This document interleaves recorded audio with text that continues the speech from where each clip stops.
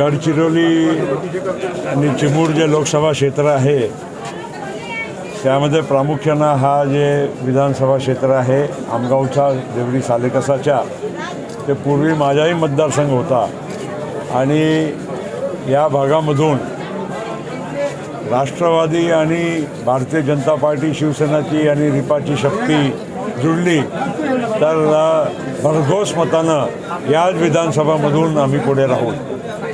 एकनाथ खडसे भाजपामध्ये जाणार आहेत. हो, तो भाजपामध्ये एकनाथ खडसे पहिल्यापासूनच आम्हाला वाटत होतं की जाणार आहे. आता आमच्या पवार साहेबांनी त्यांना त्यावेळीच विधान परिषद दिली पण त्यांचा मन भाजपामध्येच होता.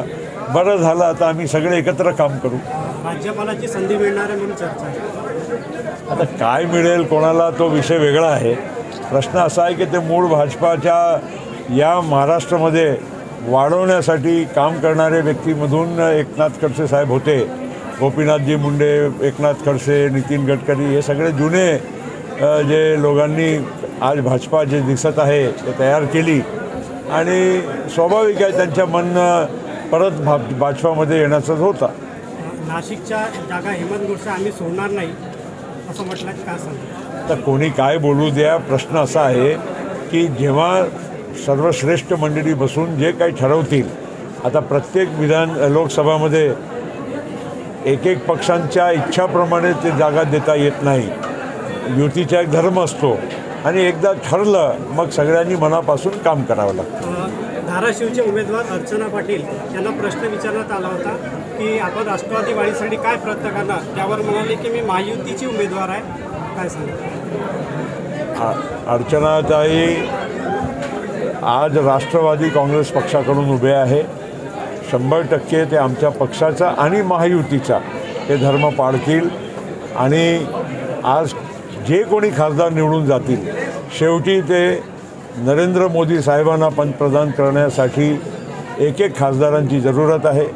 400 पार करायचं आहे आणि प्रत्येक मतदारसंघामधून जे जे उमेदवार आहे, आता ही वेळ नाही आहे. आता इथे आम्ही आहो, इथे भारतीय जनता पार्टीचे उमेदवार आहे पण आम्ही त्यांना मनापासून सहकार्य करतो कारण आम्ही महायुतीमध्ये. रत्नागिरीची जागा लढवण्यासाठी नारायण राणे तयार आहेत. कोणती? रत्नागिरी. आता ते परत मी सांगितलं, नारायण राणे साहेब त्या भागातले आणि महाराष्ट्राचे पण मोठे नेते आहेत आणि त्यांनी जर इच्छा व्यक्त केली ते स्वाभाविक आहे, साहजिक आहे. पण शेवटी जसं मी म्हटलं, कुठलाही निर्णय हा एक युतीमध्ये जेव्हा आपण असतो ते एकत्र घ्यावं लागते आणि मग ठरल्यानंतर त्याला सगळ्यांनी अमल करावा लागतो. गोंदिया जिले के आप सर्वा है, सालेकसा तहसील, देवरी तहसील भी उसमें आते हैं, समस्या बनी हुई है, इस पे क्या कहेंगे?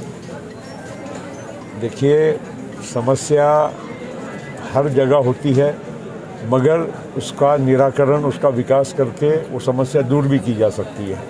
और ये बात पिछले 10 साल में प्रधानमंत्री नरेंद्र मोदी जी ने सभी पहलुओं पर ध्यान देकर हमारे देश के सामान्य, गरीब, किसान, मजदूर सबके लिए अलग अलग योजना देकर देश को विकसित करने का और तेज़ी से विकसित करने का काम किया है. और मुझे विश्वास है कि कुछ सालों के बाद कोई भी एरिया ऐसा नहीं रहेगा इस देश में जो पिछड़ा कहा जाएगा. सभी देश के, पूरे देश में समतोल विकास होगा और देश हमारा एक विश्व में अपनी ख्याति बनाएगा. एक विचार, संजय निरूपण हे भाजप शिवसेनेमध्ये जाणार होते पण त्याला मनसे आणि कंबोजनी विरोध केला. आता संजय निरूपम एवढ्या वर्षात काँग्रेसमध्ये राहिले कशासाठी हेच मला समजत नाही. माझे मित्र आहे.